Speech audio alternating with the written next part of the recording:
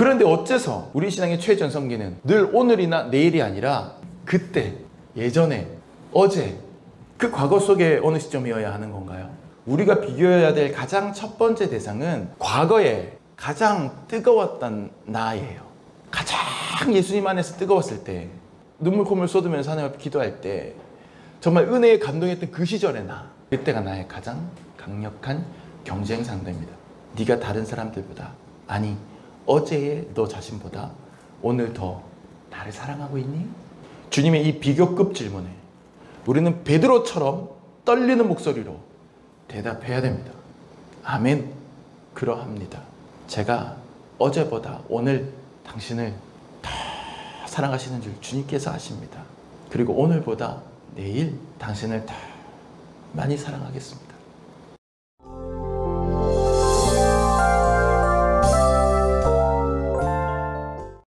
남자와 여자가 서로 사랑해서 결혼해서 부부가 됩니다. 부부 되신 분들도 계시고 되실 분들도 계시고, 제가 우리 아이들하고 얘기할 때 우리가 무슨 결혼을 하겠어, 우리 같은 애들이 무슨 결혼을 하겠어, 괜히 자기를 낮추고 비하하는 듯한 그런 말을 해서 아빠 엄마의 마음을 아프게 하고, 니네가 필요한 게 뭐니, 너네를 어떻게 위로해 줄까, 이런 말을 은근히 유도하더니 어제 중고등부 특별 프로그램 할 때 질문지 이렇게 뽑기 했거든요. 거기 딱 봤더니 10년 후 나는 뭐가 돼 있을까요? 20년 후 나는 뭐가 돼 있을까요? 결혼해 있지 않을까요?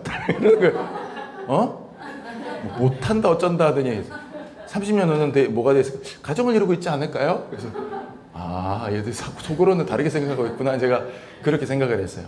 하여튼 남자와 여자 서로 사랑해서 결혼을 합니다. 부부가 됩니다. 근데 앞으로 결혼 앞두고 있는 분들 있는데, 결혼식 앞두고 있는 올가을에 두 사람 잘 들으세요. 그 사랑이 평생 가면 좋겠죠. 예. 평생 갈 것 같죠.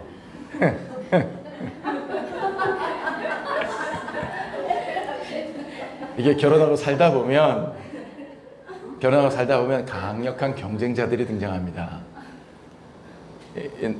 나하고 경쟁이 정말 안 될 것 같은 경쟁자들한테 밀리게 돼 있어요. 물론 이제 제일 강력한 경쟁자가 우리가 긍정할 수밖에 없는 경쟁자는 태어나는 자식들이에요. 자식들을 이길 수는 없어요. 근데 자식들 말고도 굉장히 강력한 경쟁자들이 있다는 걸 여러분들이 알게 될 겁니다. 제가 무슨 불륜이나 부적절한 관계를 얘기하는 게 아닙니다. 오래전에 어느 TV 예능 프로그램에 남자친구보다 반려동물을 훨씬 사랑하는 여자 이야기가 보도된 적이 있어요. 이 여인이 무려 고양이 17마리와 강아지 2마리를 키우는데 열심히 일을 하는 사람인데, 이 동물들을 돌보기 위해서 수입의 대부분을 지출하는 바람에 결혼 자금을 전혀 모으지 못하는 거예요. 그 결혼을 못하고 있는 겁니다. 남자친구가 불만이 이런 거죠. 심지어 얘네들 무슨 병원에 데리고 가야 된다, 뭐 어떻게 해줘야 털 깎으러 가야 된다, 이것 때문에 바빠가지고 3개월째 데이트를 못했대요. 우리 교회 지금 교제하고 있는 그 청춘들 3개월 데이트 못한다 그러면 난리가 날 거예요. 남친 여친 없을 때는 교회 예배 안 빠지고 나오던 애들이 지금 보세요, 없잖아요. 남친 여친 생기니까 주일날 제가 아주 속이 터져요 지금. 예. 그렇다고 연애하지 말라고 할 수도 없고, 어떤 남편들은 낚시를 아내보다 더 사랑한 나머지 심지어 물고기를 보고, 이 낭만이랍시고 뭐라고 부르는지 아세요? 물고기 어째서 어부인이라고 그래요. 낚시꾼들 어부인이라고 그래요. 이 남자 아마 부인보다 낚싯대와 물고기를 더 아끼는 모양입니다. 어떤 여성분들은요 다 그런 건 아니겠지만 홈쇼핑, 인터넷 쿠팡, 테무, 알리, 이런 것들을 정말 일편단심 지조를 갖고 사랑합니다. 이야, 그래서 우리는 결혼하면서 꿈에 부풀지만 결혼하고 살다 보면 점점 변해가는 상대를 발견하게 됩니다. 이 사람이 정말 나보다 더 사랑하는 게 있는데, 나보다 더 좋아하는 게 있는 것 같아, 나보다 더 마음 주는 존재가 있는 것 같아, 이렇게 느끼게 되죠. 어떤 유명 작가가 사랑에는 비교급이 없느니라 뭐 이딴 식으로 썼는데, 솔직히 그거는 누구한테만 적용되느냐? 하나님께만 적용됩니다.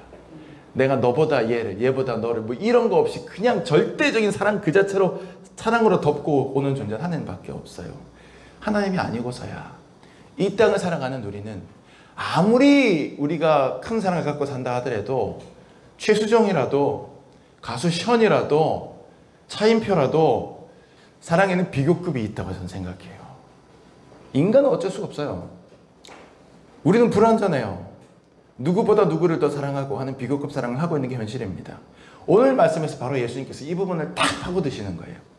예수님께서 베드로에게 의외의 질문을 훅 던지십니다. 훅 들어오는 질문이에요. 사랑에 대한 비교급을 질문하십니다. 요한의 아들 시몬아, 네가 이 사람들보다 나를 더 사랑하느냐? 이 사람들보다 나를 더 사랑하느냐?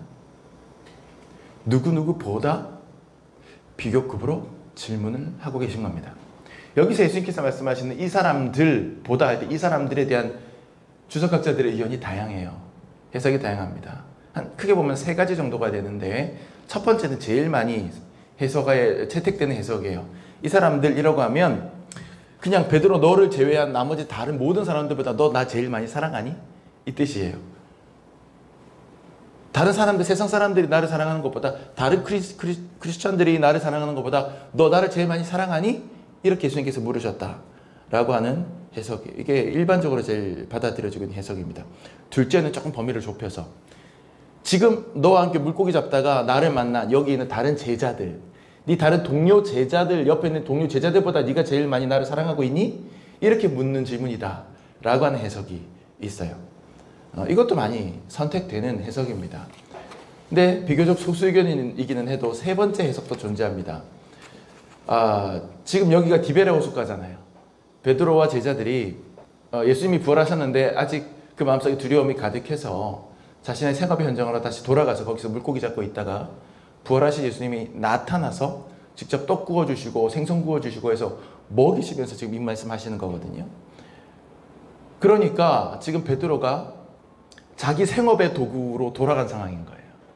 일시적이나마. 그런 상황에서 예수님께서 네가 이 사람들보다 나를 더 사랑하느냐? 라고 물으셨다라고 할 때 이것은 이 사람들을 얘기하는 게 아니라 이 사물들, 너의 생업의 도구들을 얘기하는 것이 되는 해석이 있어요. 그게 왜냐하면 영어에서도 사람과 사물을 같이 대명사를 쓰잖아요. 마찬가지인 거예요. 이 사람들보다라고 해석할 수도 있지만 이것들보다로 해석할 수도 있는 거예요. 그렇게 보면 문법적으로 제가 말씀드린 세 해석이 다 맞는 거예요. 어느 의미일지는 나중에 하늘나라 가서 하나님께 예수님께 물어봐야 되겠지만 다 나름대로의 의미가 있습니다. 또 은혜가 있습니다.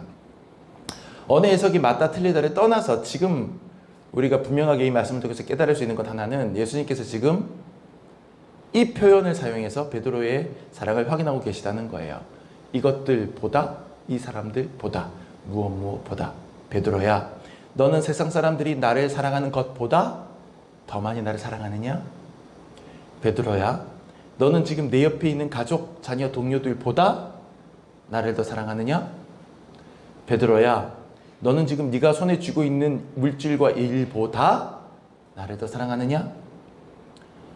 실제로 이것들은, 제가 지금 말씀드렸던 이것들은 우리가 주님 사랑하는 데 있어서 가장 강력한 경쟁자들이에요. 이 사람들이 예수님을 사랑하는 것보다 내가 예수님을 사랑하느냐라고 해석할 수도 있지만 생각하기에 따라서 내가 이 사람들을 사랑하는 것보다 예수님을 더 사랑하느냐 이렇게 생각할 수도 있는 거잖아요.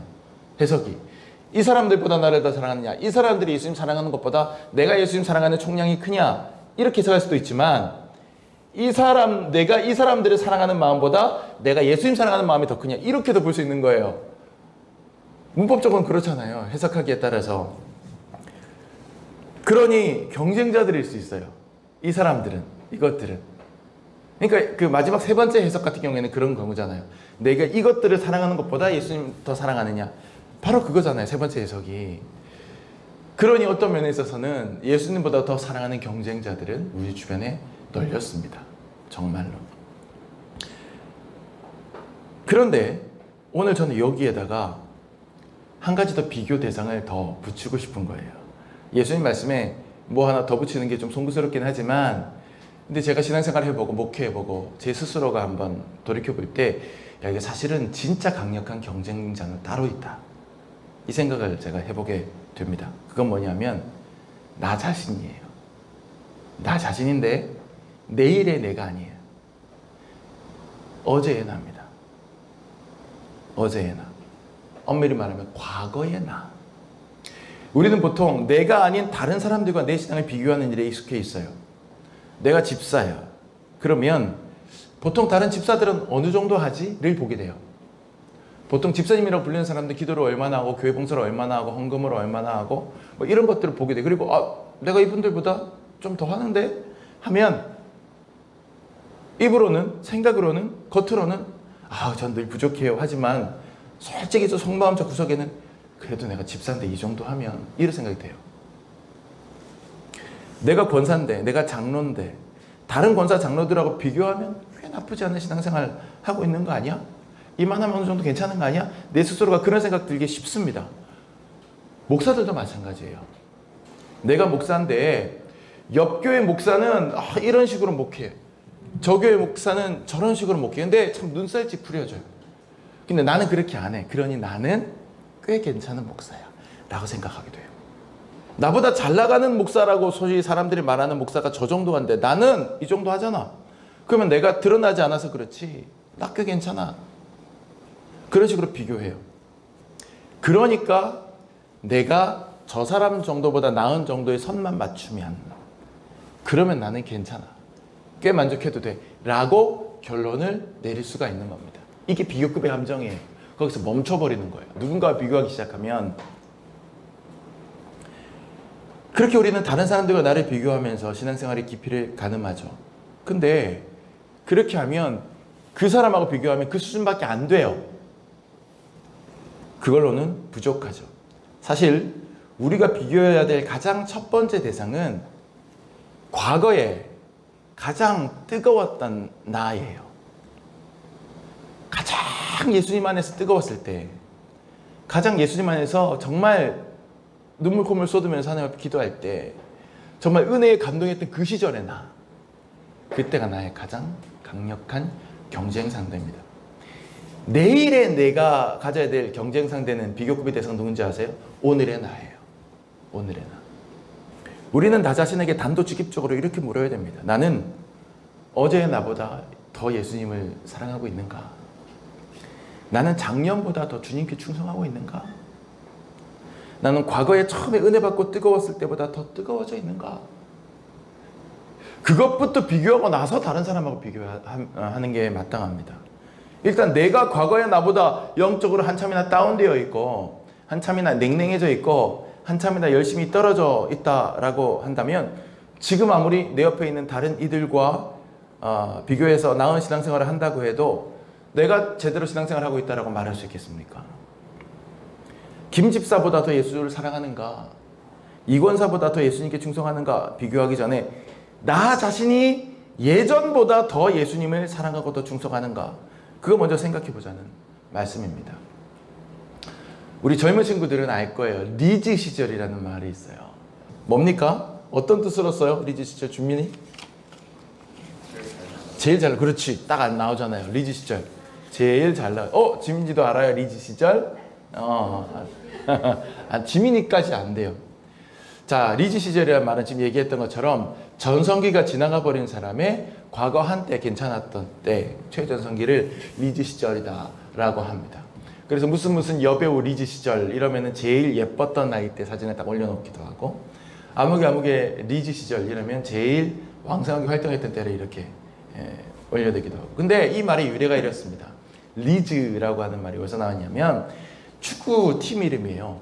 축구 종주국기 잉글랜드에 리즈 유나이티드라는 팀이 지금도 있습니다. 이 팀이 굉장히 강팀이었어요. 전통적인 강호였어요. 항상 상위권에 들어간 팀이에요. 잉글랜드의 프로축구는 우리나라처럼 K리그 있고 K1 리그 있고 K2 리그 있고, 그러니까 K2 리그는 하부 리그고 여기서 잘한 팀들이 위로 올라가죠. 매년. 그리고 K1 리그에서 못한 팀들이 K2 리그로 떨어져요. 이게 상부 리그, 하부 리그 이게 승강제를 하는데 축구 종주국인 잉글랜드는 이런 식으로 승강제에서 프로축구가 10몇 부 리그까지 있어요. 그 중에 제일 위에 있는 게 지금 손흥민이 뛰고 있는 프리미어 리그예요. 그 아래급으로 우리나라 김수로라고 하는 배우가 그 구단 하나 인수했죠. 그 7부 리그를 인수했던가 몇 부 리그 하고 그쯤에서 인수해서 가지고 구단주라고 해요. 그러는데 이 리즈 유나이티드가 항상 제일 꼭대기 프리미어 리그에서도 항상 위에 한 대여섯 개 팀 안에서 다투던 아주 잘하는 팀이었어요. 1919년에 창단됐으니까 무려 100년이 넘는 역사를 가진 팀이고요. 이렇게 제일 그 위에서 잘 나갈 때가 20세기 후반이에요.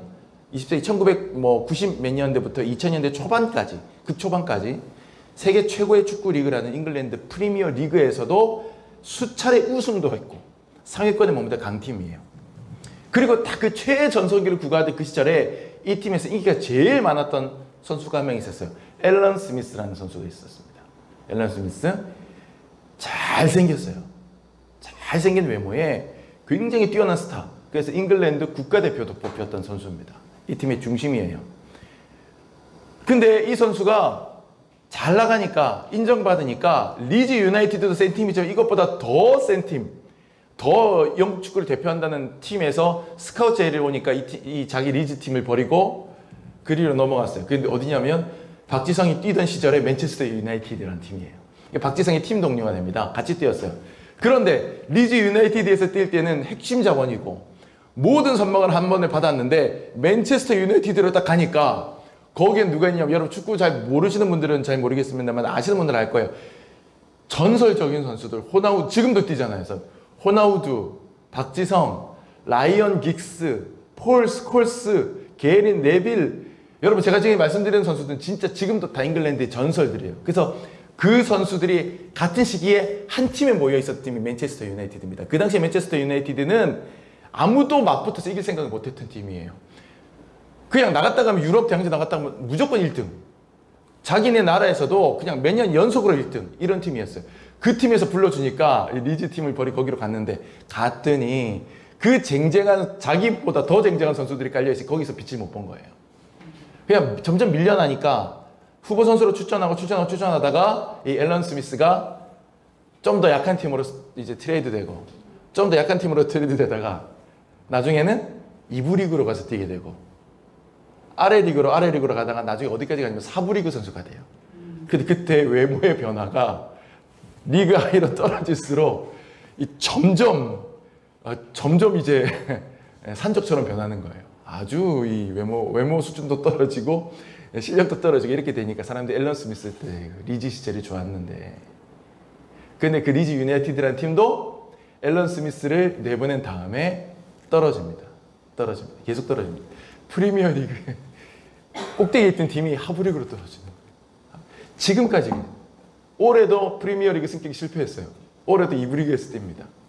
그래서 앨런 스미스나 리즈 유나이티드나 같이 동행하던 그 시절 전성기가 좋았는데 사람들이 씁쓸하게 조소하면서 했던 얘기가 에휴 리즈 시절이 좋았지. 그걸 축구 팬들이 쓰면서 지금 뜻도 모르면서 다 쓰는 거예요. 아 외모가 리즈 시절이야. 아, 이게 내 리즈 시절이야. 이렇게 되는 거예요. 목회하다 보면요. 이 리즈 시절이라는 말이 우리 신앙생활에 참 들어맞게 적용된다 이런 생각을 하게 돼요. 한때는 정말 예수 기가 막히게 믿었던 사람인데 한때는 정말 순수하게 예수님밖에 몰랐던 사람인데 신앙생활이 조금 지나고 오랜 신앙 연조되면서 그 순수함 다 잃고서 그저 닳고 다른 교회 생활인이 되어 있는 사람들을 보게 됩니다. 한때는 눈물로 성경을 적시고 기도로 밤을 지새웠는데 지금은 그런 은혜가 다 과거의 한때 리즈 시절에 불과하게 된 성도들을 발견하기가 어렵지 않습니다. 우리가요 예수님을 향해서 뜨겁기만 했던 그 사랑 그저 과거의 리즈 시절에만 머물러 있고 오늘까지 전혀 따라오지 못하는 거예요. 시간적으로. 지금은 그것보다 한참이나 뒤쳐져서 그저 습관적으로 타성에 젖어서 교회 다니는 권태기 신앙인들이 정말 의외로 많아요. 목회자들도 그렇고. 우리는 이것을 극복해야 됩니다. 이거 되돌려 놔야 돼요. 아니 솔직히 얘기해서 앨런 스미스야 가능성을 막을 수 있습니까? 축구 선수들이야 나이 먹어가면 기량이 쇠퇴하고 외모도 점점 늙어가는 건 어쩔 수 없죠. 근데 신앙도 그렇습니까? 신앙은 반대일 수 있어요.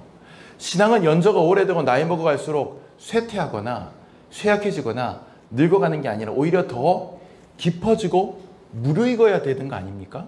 그러니 우리의 신앙이 오래될수록 길어질수록 연결될수록 우리가 더 나은 신앙이 돼야 마땅한 것이잖아요. 그런데 어째서 우리 신앙의 최전성기는 늘 오늘이나 내일이 아니라 그때, 예전에, 어제, 그 과거 속에 어느 시점이어야 하는 건가요? 신앙적으로 어제가, 작년이, 10년 전이 리즈 시절이 아니라 바로 오늘이, 그리고 내일이 우리 신앙의 리즈 시절이 되게 해야 하지 않을까요? 어떤 분이 이렇게 물어올지도 모르겠습니다. 하지만 목사님, 어쩔 수 없는 일 아닙니까? 불같이 타오르는 사랑에 눈이 멀어서 결혼한 남녀도 같이 오래 살다 보면 권태기가 오는데 신앙도 마찬가지 아닌가요? 불길이 타오르는 사랑에 눈이 멀어서 결혼한 남녀 같이 오래 살다 보면 권태기 온다는데 신앙생활도 그렇게 하는 게 자연스러운 거 아닌가요? 목사님, 사랑은 변한다고 CF에서 아니 우리 신앙도 하나님에 대한 사랑도 변하게 마련 아닌가요? 자연스러운 거 아닌가요? 아니 사람이 살다 보면 열정도 떨어지고 요령도 피우게 되고 그런 거 아닙니까? 그게 뭐 그렇게 잘못됐다고 말할 수 있나요? 네, 일부분 맞는 말입니다. 저부터도 그러니까요. 근데 여러분, 그게 일반적인 흐름이라고 해서 그렇게 신앙생활하는 것이 옳다는 말은 아니잖아요. 다들 새치기 한다고 해서 새치기가 옳은 일이 되는 건 아니잖아요. 예전에 생물학자들이 사랑의 유통기한 이야기를 한 적이 있어요. 사람이 사랑에 빠지면 특정 호르몬이 분비가 되어서 상대방에게 매력을 느끼고 설레게 되는데 그 호르몬이 특정 상대에게 분비가 된 다음에 유효기간이 몇 년만 나온다고요? 길어야 2년, 3년이면 호르몬이 더 안 나온다는 거예요.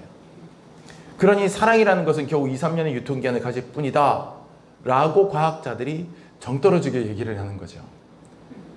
우리는 또 얘기하죠. 사랑은 단순한 호르몬의 작용이 아니다. 사랑은 행동이고 사랑은 의지다. 과학적 근거에 기반했다는 점에서 마냥 무시할 수는 없는 이야기는 하지만 사랑이 그렇게만 볼 수 있는 것은 아니다. 사랑은 분명히 생물학적인 호르몬 분비의 차원을 넘어선 어떤 것이다. 제가 5년 전에 이 교회 개척을 결심하고 준비에 들어갔을 때 교인들 대부분 모르고 우리 가족들 정도 알고 있었을 때 극소수의 사람들 알고 있을 때 저희 어머니와 통화를 했습니다. 어머님도 저도 각자가 굉장히 힘들고 어려운 상황 가운데 있었죠. 서로의 어려운 상황을 전화로 나누면서 위로를 해주던 차에 문득 어머님이 정말 그 닭살 돋는 낯간스러운 얘기를 갑자기 하시는 거예요. 그런 말씀 잘 안 하시던 분인데 갑자기 내가 너를 얼마나 사랑하는지, 너를 위해서라면 뭘 다 줘도 아깝지 않은데, 이 말씀을 하면서 말씀을 잊지는 못하시는 거죠. 우리는 어머니의 사랑을, 저는 어머니의 사랑을 그냥 늘 저를 챙겨주시고 걱정해주시고 아니 그 눈빛과 행동을 통해서 늘 느꼈지만 말을 통해서 내가 너를 얼마나 사랑하는지 라고 하는 이야기를 70대 중반의 어머니로부터 듣는 경험은 그때가 아마 굉장히 특별했던 경험이었던 것 같아요. 전화로. 그 말 한마디 쑥스러워서 서로 못하고 사랑한다는 말은 못하고 그렇게 오랜 세월 지냈습니다. 아마 그때쯤 어머니는 그리고 저는 그런 말을 서로에게 할 수 있는 때가 무르익었던 것 같습니다. 그럼 묻습니다. 아들을 향한 어머니의 모성애도 2, 3년 애 낳고 호르몬 분비로 뜨거워졌다가 애 젖대고 이유식되고 밥 먹기 시작하면 식어버리는 그런 사랑인가요? 너를 위해 내 모든 것을 주어도 좋다는 어머니의 이 사랑의 고백, 제가 갓난아기일 때나 그 당시 40대 중반이었던 저나 50대에 이른 지금이나 동일한 고백인 줄 압니다. 아니 어쩌면 그 사이가 더 깊어졌을지도 모르죠. 그렇습니다. 사랑은 변할 수 있습니다. 아니 사랑은 변하는 겁니다. 사랑은 어떻게 변하니? 사랑이 어떻게 변하니? CF에서 그렇게 얘기했는데 저는 이렇게 되물어주고 싶어요. 바보야, 사랑은 변하는 거 맞아. 근데 어떻게 변합니까? 더 깊어질 수 있는 거예요. 사랑이 변한다는 게 어떻게 더 안 좋은 쪽으로 생각합니까? 제가 어제 수련회 중간에 분밭이 분위기를 바꾸는 시간 15분 이 프로그램을 하면서 제가 얘기했죠. 분위기가 바꾸어진다고 해야지 분위기가 좋게 바꿔진다는 뜻은 아닙니다. 안 좋게 바꿔질 수도 있어요 라고 했는데 다행히 순서를 맡았던 두 사람 다 분위기를 좋게 바꿔줬어요. 사랑도 마찬가지예요. 사랑이 변한다. 왜 안 좋게 변한다고 생각하십니까? 사랑이 더 깊어질 수도 있는 겁니다. 더 뜨거워질 수도 있는 겁니다. 하나님이 우리 영혼에 새겨놓으신 사랑은 그런 본성을 갖고 있습니다. 식을 수도 있지만 뜨거워질 수도 있습니다. 그렇다면 이제 우리 스스로를 돌아봅시다. 지금 우리는 어디에 서 있는가? 하나님을 향한 사랑의 여정에서 우리는 어디쯤에 서 있는가? 가던 길을 되짚어서 한참을 떠밀려서 거꾸로 저 아래 하류로 떠밀려 내려와 있는가? 아니면 히말라야의 설산에 포기하지 않고 오르는 등반가처럼, 신의 산을 오르는 모세처럼 매일매일 가야 할 그 걸음을 한 걸음씩 한 걸음씩이라도 더 높은 곳을 향하여 내딛고 있는가? 선악과를 따먹고 불순종의 죄를 지은 다음에 무화과 나무로 치마를 해서 입고 몸을 가리고 동산나무 그늘 아래에 숨었던 아담이 여호와의 낯을 피하여 숨었던 그때 하나님이 아담을 부르셨던 내용이 창세기 3장에 기록되어 있습니다. 뭐라고 부르셨습니까? 아담아, 네가 어디 있느냐? 그런데 제 귀에는 이 창세기 3장에 나오는 하나님의 질문이 오늘 본문에서 읽었던 예수님이 베드로에게 하셨던 질문하고 겹쳐서 느껴져요. 비슷하게. 예수님 모른다고 저주하고 맹세했잖아요. 예수님 잡히시던 날. 베드로가 몇 번? 3번. 새벽다 굴기 전에. 예수님께서는 본문에서 베드로에게 요한의 아들 시몬아, 네가 이 사람들보다 다른 이것들보다 나를 더 사랑하느냐고 몇 번 부르시죠? 3번 부르십니다. 정확하게 얼마 전에 3번 모른다고 부인했던 베드로의 잘못을 예수님께서 의도적으로 3번 사랑한다는 고백을 하게 하심으로 상쇄시켜 주시고 계신 겁니다. 마음의 짐을 덜어주고 계신 겁니다. 자, 그때 베드로에게 네가 나를 사랑하느냐라는 질문을 예수님께 던지셨을 때 그 질문 안에는 얼마 전에 있었던 베드로의 범죄, 예수님을 모른다고 저주하고 맹세까지 했던 베드로가 부인했던 그 기억을 끄집어내는 그런 행간의 의미가 있는 거예요. 그러니 하나님께서 아담에게 아담아 네가 어디 있느냐라고 물으셨을 때는 얼마 전에 아담이 선악과를 따먹고 하나님께 불순종했던 그 죄를 그 행간의 의미 한마디 안에 담고서 던지는 거거든요. 네가 어디에 있느냐. 같은 상황인 거죠. 이 두 질문의 공통점. 불과 얼마 전까지 나와 함께 동산을 거닐지 않았느냐. 불과 얼마 전까지 나와 함께 이 갈릴리 해변을 다정하게 걷지 않았느냐. 실제로 예수님께서 이 베드로를 그 디베랴 바닷가 거니시면서 이 질문을 던지시거든요. 그전에는 나와 함께 여기를 걸으면서 우리가 깊은 대화와 우정과 사랑과 신앙을 너에게 전해주지 않았느냐. 근데 지금도 나 사랑하느냐. 그렇게 나와 사랑을 속삭이던 네가 아담아, 네가 베드로야, 네가 지금은 어제와 달라져 있으니 이게 웬일이냐. 그렇게 물으시는 의미가 그 두 질문 속에 공통적으로 저는 담겨 있다고 읽습니다. 아담아, 네가 어제 나를 사랑했던 것처럼 오늘도 나를 사랑하느냐? 지금 그렇게 무화과 나무 치마를 입고 숨어서 지금 네가 있는 이 자리가 어제 네가 있던 자리와 다르니 이게 어찌된 일이냐? 탄식하며 물으시는 것만 같습니다. 예수님이 베드로에게 네가 다른 사람들보다 나를 더 사랑하느냐 물으신 것은 불과 얼마 전까지 가장 충직한 수제자로서 예수님을 위해서 내 목숨까지 내놓겠다 장담했던, 그렇게 사랑했던 베드로가 지금 이렇게 두려워서 디베랴 바닷가로 피해서 생업의 길로 다시 돌아가려고 건너다 보고 있으니 이게 웬일이냐 물으시고 있는 건 아닙니까? 베드로야, 너는 다시 예전처럼 과거처럼 나를 다시 사랑할 수 있느냐 물으시는 거 아닙니까? 지금 이 자리에서 다시 그 사랑을 회복할 수 있느냐 뜨겁게 물어오시는 거 아닌가 말입니다. 사랑하는 여러분, 우리는 어제 일일 수련회를 했습니다. 즐거우셨지요? 재미있으셨지요? 뜨거우셨죠? 감동적이셨죠? 살아계신 하나님을 만나신 줄 믿습니다. 그렇다면, 어제 그랬다면 어제는 어제로 끝이겠습니까? 그대로 둬야 하겠습니까? 어제 뜨거웠으니 오늘부터는 조금 냉랭해져도 되지 않을까? 그렇게 생각하십니까? 어제 은혜 받았으니, 어제 뜨거워졌으니 어제보다 오늘 더 주님 사랑하겠다고 마음 먹을 수는 없을까요? 우리 신앙의 여정은, 하나님의 사랑의 길은 아직도 끝나지 않았습니다. 지금 다시 사랑의 자리로 나아가면, 어제보다 더 주님 사랑하기를 시작하면 우리는 더 강력한 주님의 손과 발이 될 수 있습니다. 주님은 오늘도 여러분에게 물으십니다. 아무개야, 아무개야, 아무개야, 네가 다른 사람들보다, 아니 어제의 너 자신보다 오늘 더 나를 사랑하고 있니? 주님의 이 비교급 질문에 우리는 베드로처럼 떨리는 목소리로 대답해야 됩니다. 주님, 아멘, 그러합니다. 제가 어제보다 오늘 당신을 더 사랑하시는 줄 주님께서 아십니다. 그리고 오늘보다 내일 당신을 더 많이 사랑하겠습니다. 우리가 그렇게 대답하면 우리 주님께서 우리에게 이렇게 다시 말씀하실 겁니다. 좋구나, 좋구나, 아들아, 딸아.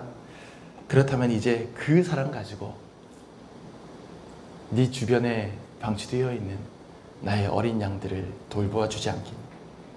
내 양들을 먹여주지 않겠니? 내 양들을 치지 않겠니? 그렇게 주님은 밀려 내려와 있던 우리를 다시금 어제의 리즈 시절의 나로 되돌려 놓고 다시 세워주시고 다시 사역의 자리로 보내주실 겁니다. 세상 누구보다, 이 모든 사람들보다, 내 모든 소유물보다, 그리고 어제의 나보다 주님을 더 사랑하게 되는 저와 여러분 되시기를 예수님의 이름으로 축원합니다. 기도합시다.